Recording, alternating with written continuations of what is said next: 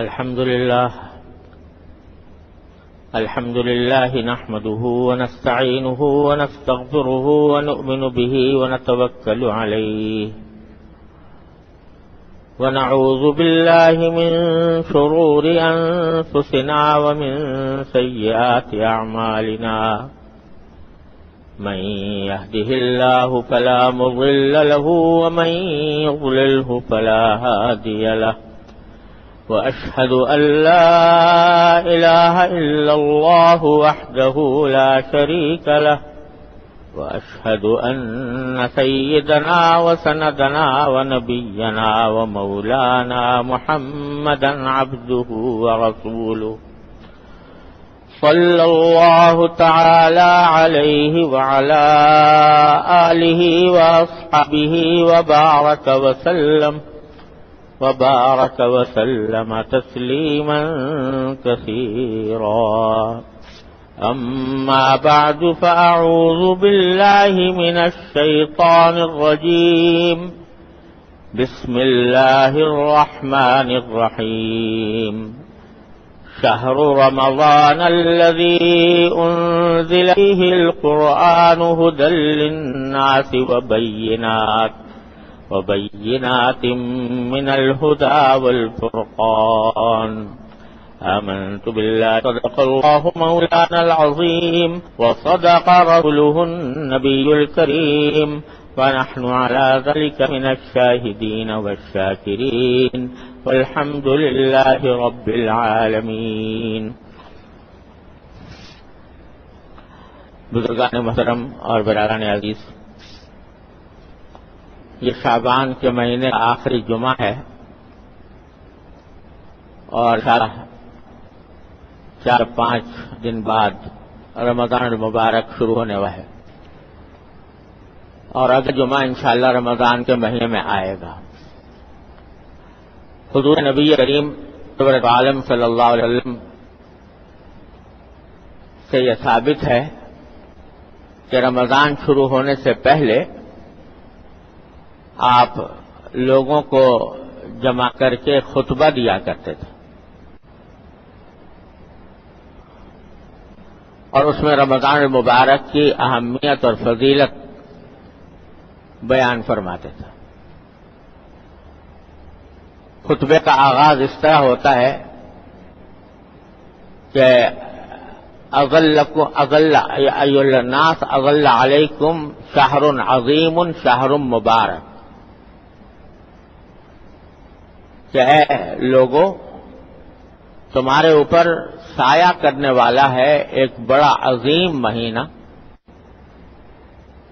اور ایسا مہینہ جو بڑی برکتوں والا مہینہ ہے. اور فرمایا شہر فیہ لیلۃ خیر من الف شہر، وہ مہینہ آنے والا ہے جس میں ایک رات ایسی ہے جو 1000 مہینے سے زیادہ افضل اور بہتر ہے. پھر آپ نے اس کی فضیلتیں بیان فرمائی کہ یہ صبر کا مہینہ ہے، یہ آپس میں ایک دوسرے کے ساتھ ہمدردی اور غمخواری کا مہینہ ہے. اس میں کوئی شخص اگر دوسرے کو افطار کرا دے تو تبارک و تعالی اس کو آخرت میں ایسا پانی پلائیں گے کہ جس کے بعد وہ کبھی پیاسا نہیں ہوگا. اور دوسری فضیلتیں آپ نے بیان فرمائی. رمضان کا مہینہ شروع ہونے سے پہلے جو آپ نے یہ خطبہ دیا اس کا مقصد یہ تھا کہ رمضان کے آنے سے پہلے ہی لوگ اس سے فائدہ اٹھانے کی تیاری شروع کر دیں. دیکھیے، یوں تو سال کے 365 دن سب اللہ کے بنائے ہوئے ہیں.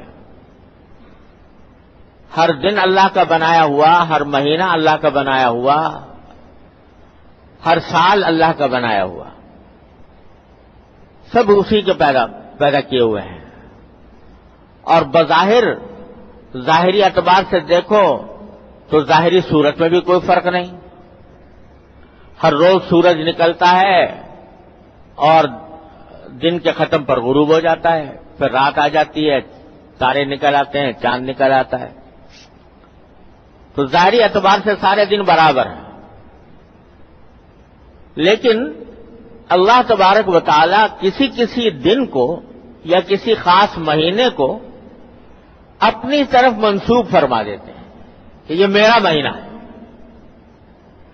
بس یہ نسبت جب لگ گئی کسی مہینے کے ساتھ، کسی جگہ کے ساتھ کہ یہ اللہ جل جلالہ نے اس کو برکت عطا فرمائی ہے، وہ برکت والا ہو گیا، وہ فضیلت والا ہو گیا۔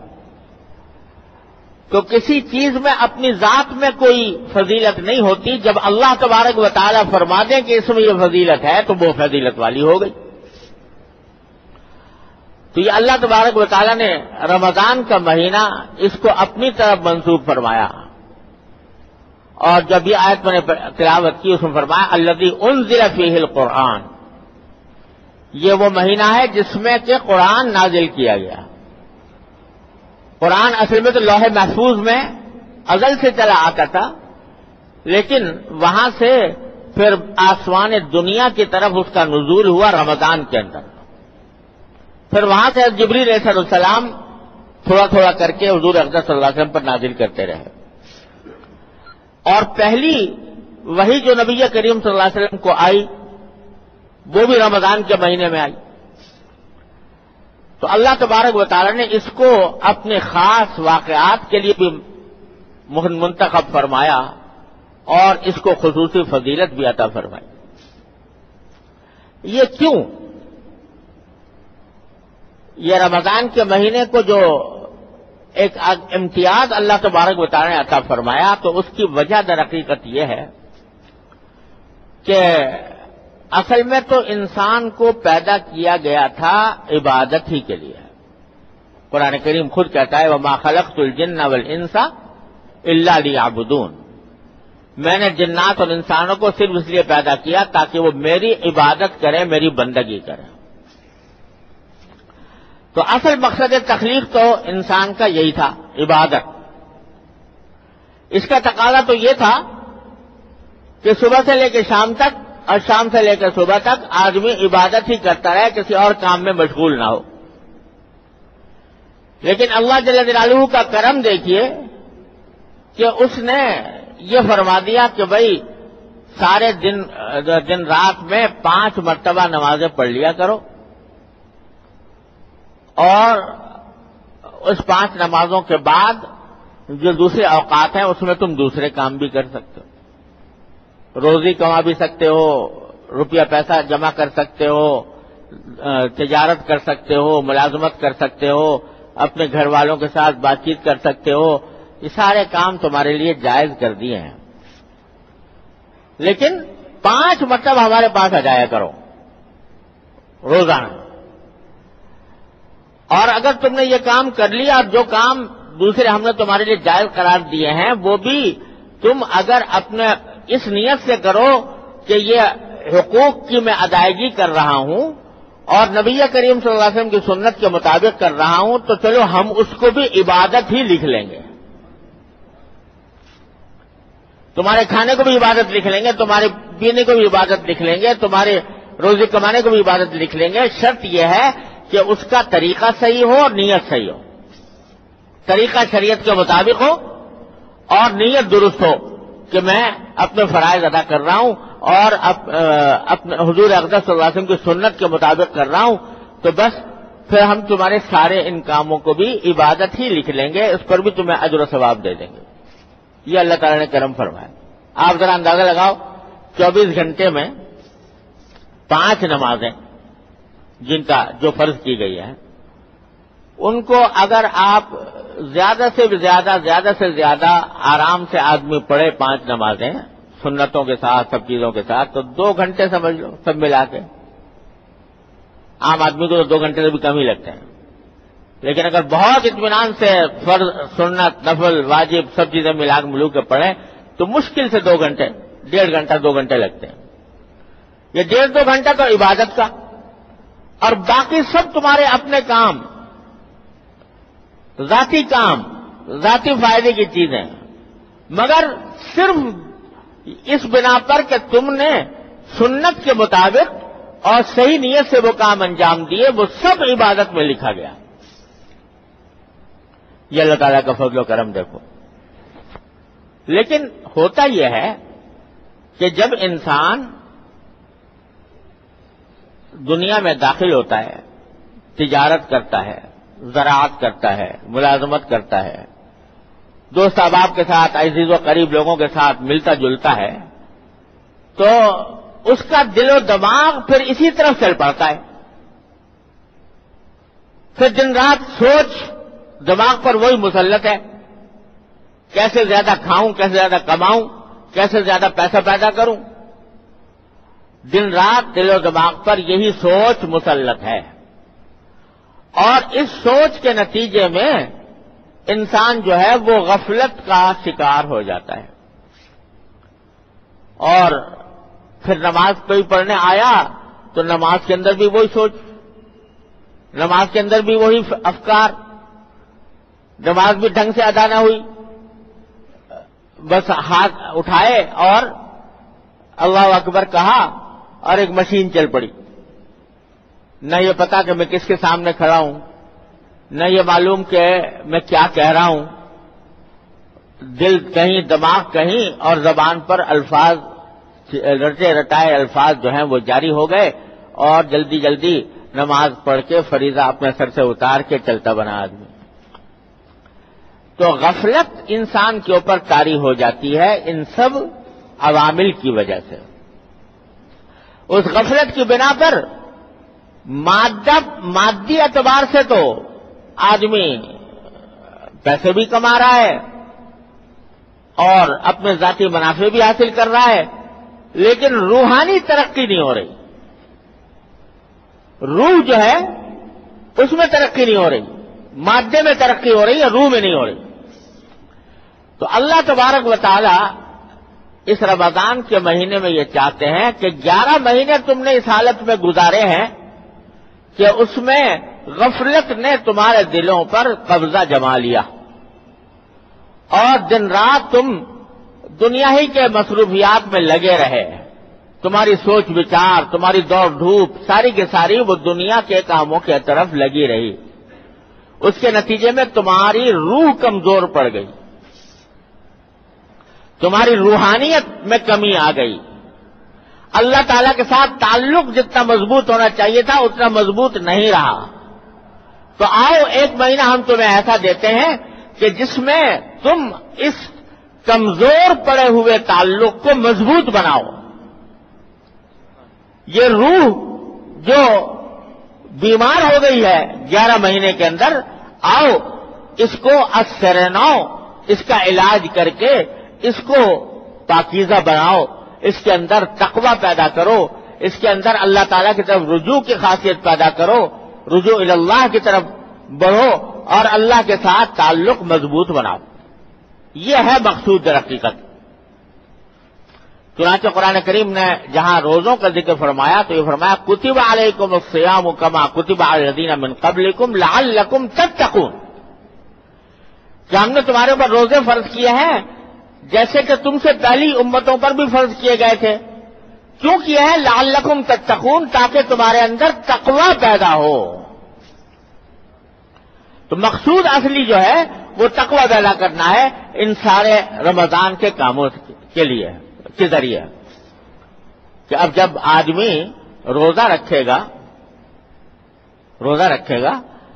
تو کیا معنی ہے اس کے کہ اللہ جل جلالہ کے حکم سے کھانا چھوڑ دیا، پینا چھوڑ دیا۔ وہی کھانا جو تمہارے لیے حلال بھی تھا اس کو اللہ تعالیٰ عبادت بھی شمار کر رہے تھے نیت صحیح ہونے کی وجہ سے، لیکن تم نے چونکہ دل و دماغ پر اسی کھانے کا تصور مسلط کر لیا اور غفلت تمہارے اوپر طاری ہو گئی، اس کی وجہ سے تمہاری روحانیت کمزور پڑ گئی۔ آؤ ذرا اس مہینے کے اندر وہ کھانا چھوڑ کر دیکھو، کھانا چھوڑو، پینا چھوڑو، نفسانی خواہشات کو ذرا قابو میں لاؤ، تو اس طرح تمہارے اندر تقوی پیدا ہوگا۔ لہذا بات صرف یہ نہیں ہے کہ رمضان کے مہینے میں روزے رکھنے کا اہتمام کرنا ہے، وہ تو کرنا ہی کرنا ہے، فرض ہے.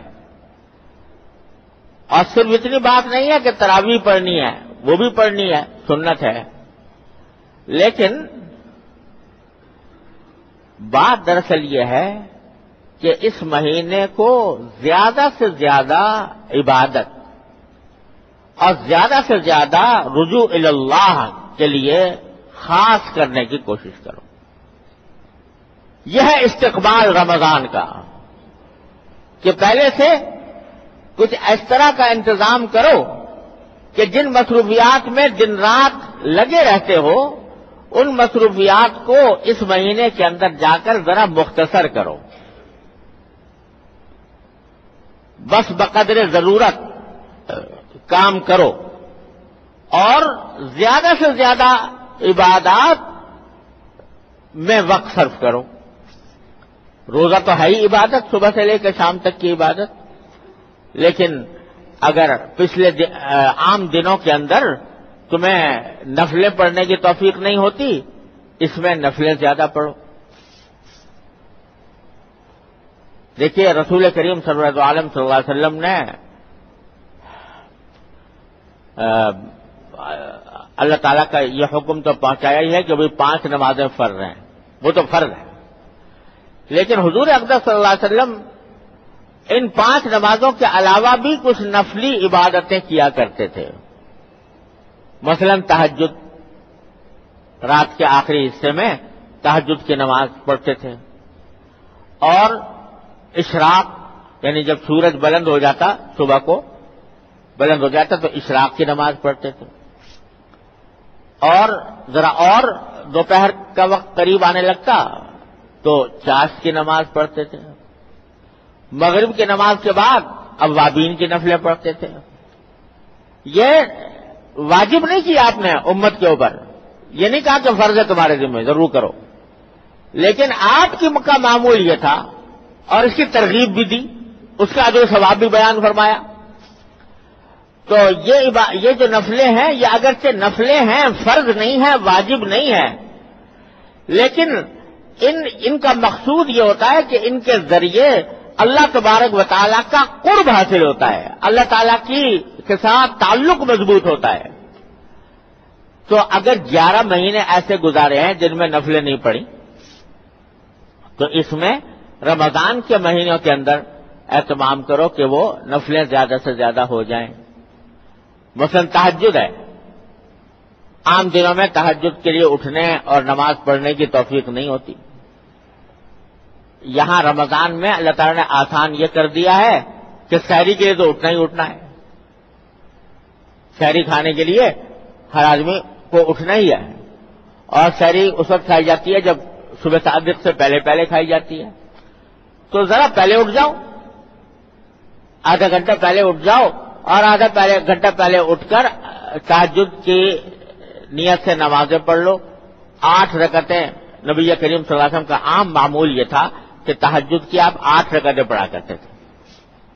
تو 8 رکعتیں تہجد کی ادا کر لو. اس وقت عام دنوں میں موقع نہیں ملتا، رمضان میں کر لو. اشراق ہے، وہ فجر کے طلوع آفتاب کے تقریباً 12 منٹ کے بعد اشراق کا وقت ہوتا ہے، تو وہ 2 رکعتیں یا 4 رکعتیں اشراق کی نیت سے پڑھ لو. ظہر سے پہلے، زوال سے پہلے چاشت کی 4 رکعتیں پڑھ لو. مغرب کی نماز کے بعد اوابین کی نفلیں ہوتی ہیں 6 رکعتیں. وہ 6 اگر مغرب کی 2 سنتیں اور 6 الگ سے پڑھ لیں زیادہ بہتر ہے. لیکن اگر کوئی شخص مغرب کی 2 سنتیں ملا کر 6 پڑھ لے تو بھی اوابین کا ثواب مل جاتا ہے.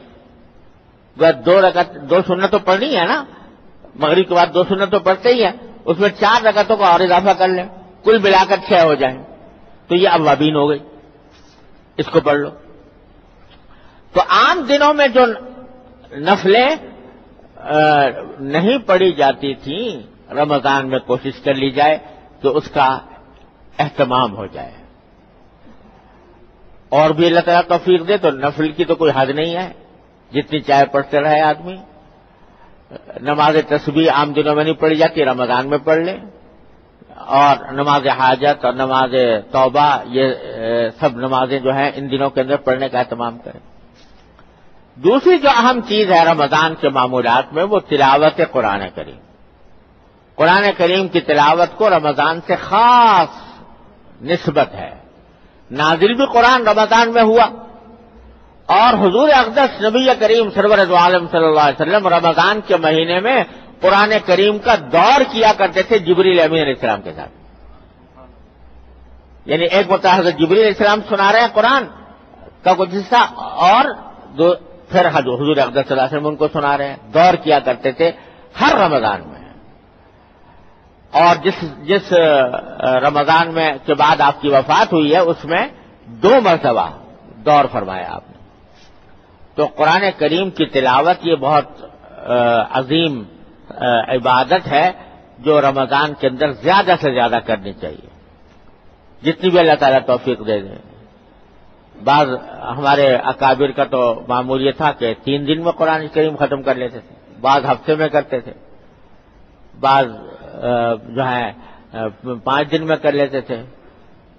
تو ہر شخص اپنی استعداد کے مطابق، اپنی صلاحیت کے مطابق، اپنے وقت کے مطابق زیادہ سے زیادہ تلاوت کی کوشش کرے اس میں۔ اور سب سے بڑی بات، ان سب سے زیادہ اہم یہ ہے کہ اس مہینے کے بارے میں یہ طے کر لیا جائے کہ اس میں انشاءاللہ کوئی گناہ نہیں ہوگا، نظر غلط جگہ نہیں پڑے گی، کان غلط بات نہیں سنیں گے، زبان سے غلط چیز نہیں نکلے گی، کوئی جھوٹ، کوئی غیبت، کوئی دل آزاری کی بات زبان سے نہیں نکلے گی، اور نظر جو ہے وہ اس کی حفاظت کریں گے اور کوئی ناجائز چیز کو دیکھنا بند کریں گے۔ یہ اہتمام کر لیا جائے، سب سے یہ اس سے زیادہ اہم ہے، نفلوں سے زیادہ اہم ہے یہ۔ کیوں؟ اس لیے کہ اگر نفل نہ پڑی تو آخرت میں پوچھا نہیں جائے گا تمہیں نفل کیوں نہیں پڑی تھی، کوئی گناہ نہیں ہوگا، عذاب نہیں ہوگا۔ لیکن خدا نہ کرے گناہ ہوا تو رمضان کے اندر گناہ کرنا یہ ڈبل عذاب کا مستوجب ہو سکتا ہے۔ تو اس واسطے گناہ کو چھوڑنا جو ہے وہ زیادہ مقدم ہے بنسبت نفلی عبادتوں کے۔ اور دیکھو نا، روزے کی حالت میں کھانا چھوڑ دیا، حالانکہ کھانا حلال تھا کہ نہیں تھا؟ حلال تھا، اس حلال چیز کو چھوڑ دیا۔ پانی پینا چھوڑ دیا، پانی پینا حلال تھا، اس کو چھوڑ دیا۔ تو حلال چیزیں تو چھوڑ دی، اور جو عام وقت میں بھی حرام تھی ان کو نہ چھوڑا، تو یہ روزہ کیسا ہوا؟ کہ حلال چیزیں نہ چھوڑ دی اور غیبت کرنا نہ چھوڑا، جھوٹ بولنا نہ چھوڑا، رشوت لینی نہ چھوڑی، حرام خوری نہ چھوڑی، تو یہ کیسا روزہ ہوا؟ تو اس میں خاص طور پر اس بات کا التزام کیا جائے کہ بھائی آمدنی حلال ہوگی، حلال آمدنی سے رمضان گزارا جائے گا۔ یہ نہ ہو کہ روزہ تو رکھا اللہ کے لیے اور افطار کر رہے ہیں حرام کھانے سے۔ الیاذ باللہ العظیم، اللہ تعالیٰ مسلمان کو اس سے محفوظ رکھے۔ تو آمدنی اپنی حلال کرنے کی فکر، اللہ بچائے، رشوت کا بازار گرم ہے اس وقت، اور لوگوں کو رشوت کے گناہ تک کا احساس باقی نہیں رہا۔ قرآن کریم میں کہ رشوت دینے والا، رشوت لینے والا دونوں جہنم میں ہیں، اللہ بچائے۔ تو اس سے پرہیز کیا جائے۔ لوگوں کو دھوکہ دے کر پیسے کمانے کی ایک ریت پڑی ہوئی ہے، جس کے نتیجے میں حرام خوری ہو رہی ہے، اللہ بچائے۔ سود کا بازار گرم ہے، قمار کا بازار گرم ہے، اور سود سے آمدنی حاصل ہو رہی ہے، اللہ تعالیٰ حفاظت فرمائے۔ تو یہ ان سب سے پرہیز کرنے کا اہتمام کر لیں اس رمضان کے اندر، اور خیال کریں کہ نظر کسی غلط جگہ نہیں پڑے گی۔ اب دیکھو یہ آج کل مصیبت یہ ہے کہ گھر گھر ٹی وی ہے، اور ٹی وی کے اندر ایسے پروگرام چلتے رہتے ہیں جو اللہ بچائے جن کو دیکھنا اپنے آپ کو شدید گناہ میں مبتلا کرنا ہے. تو کیا قیامت آ جائے گی اگر رمضان کے اندر ٹی وی کو بند کر کے رکھ دو تاکہ تمہاری نگاہ جو ہے وہ محفوظ رہے اور نگاہ کے اوپر جو ہے وہ کسی غلط جگہ نہ پڑے. یہ کر کے اور پھر اللہ تعالیٰ کی طرف رجوع، چلتے پھرتے بھی اللہ تعالیٰ کا ذکر، تیسرا کلمہ خاص طور پر سبحان اللہ والحمد للہ ولا الہ الا اللہ واللہ اکبر ولا حول ولا قوت الا باللہ العلی العظیم، یہ تیسرا کلمہ ورد زبان رہے، چلتے پھرتے رہے، اٹھتے بیٹھتے رہے. پھر آخری بات یہ کہ یہ دعاؤں کا مہینہ ہے. اللہ تعالیٰ کی طرف سے دروازے کھلے ہوئے ہیں رحمت کے، قبولیت کے مواقع بڑھ جاتے ہیں رمضان کے اندر. فرمایا روزے کی حالت میں دعا کرتا ہے بندہ تو قبول ہوتی ہے، افطار کے وقت دعا کرتا ہے تو قبول ہوتی ہے، اور قرآن رات کے وقت میں دعائیں مانگتا ہے اللہ تعالیٰ سے تو قبول ہوتی ہیں. تو اپنے لیے، اپنے گھر والوں کے لیے، متعلقین احباب کے لیے، اپنے ملک کے لیے، سارے عالم اسلام کے لیے اس مہینے کے اندر دعائیں کرنے کا اہتمام کرنا چاہیے. اس دعا کو اللہ تعالیٰ نے بذات خود عبادت بنا دیا ہے. اس طرح اگر رمضان مبارک گزارا جائے گا تو انشاءاللہ اللہ تبارک و تعالیٰ اس مہینے کو ہمارے لیے تقوی کا ذریعہ بنائیں گے، روحانیت کی مضبوط کرنے کا ذریعہ بنائیں گے، اپنے کے ساتھ تعلق کی مضبوطی کا ذریعہ ہوگا. اور اس کے بعد اللہ تعالیٰ کی رحمت سے امید ہے کہ انشاءاللہ آئندہ زندگی کے اوپر بھی اس کے خوشگوار اثرات مرتب ہوں گے، کیونکہ رسول کریم صلی اللہ علیہ وسلم نے یہ بھی فرمایا ہے کہ من سلم لہ رمضان سلمت لہ السنہ، جس کا رمضان سلامتی سے گزر گیا اس کا سارا سال سلامتی سے گزرے گا. تو اس کا اگر اہتمام کر لیا جائے، اللہ تبارک و تعالیٰ اپنے فضل و کرم، اپنی رحمت سے مجھے بھی اور آپ کو بھی ان سب باتوں پر عمل کرنے کی توفیق عطا فرمائے. وآخر دعوانا الحمد للہ رب العالمین.